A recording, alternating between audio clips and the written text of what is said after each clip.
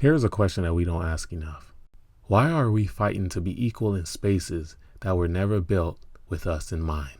If a brand treats you like you don't belong, buying their product won't change that. Money doesn't purchase dignity. It just proves you're still playing their game. And the truth is, a lot of us were taught that success means proximity, closer to luxury, closer to status, closer to approval. But that's not freedom, that's exhaustion. Solomon said it the best. Everything is vanity. Chasing approval, chasing symbols, chasing systems that don't love you back, that's just chasing the win.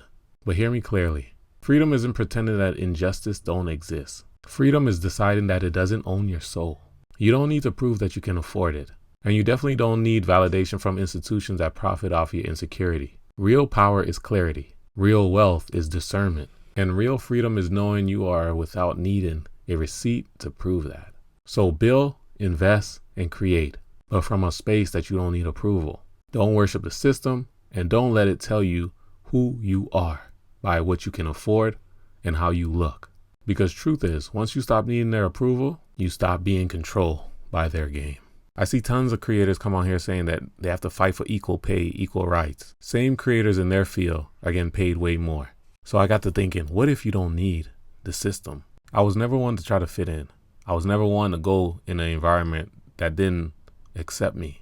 Because first off, I know God will always provide. So I have nothing absolutely to worry about. And secondly, the things the world deem as popular, expensive, top of the line, to me, it was meh. Yes, you want nice things, but at what cost? Your sanity? I don't think so. And then I think I seen Ryan Coogler, the one who created that movie with the vampires and Michael B. Jordan, that one. He said he got nominated for all these awards, and they were pretty much saying that they hope he get the award and they don't just jip him. His movie was amazing, top line. And the numbers don't lie. So what does it matter on a reward? That somebody started some organization and say this is what they feel and this is the system that they go off of. We already told you a movie was amazing by us showing up. We have to get out of that mindset of always feeling like we need something in our hand to say, this shows that I did enough. This shows that I did a good job.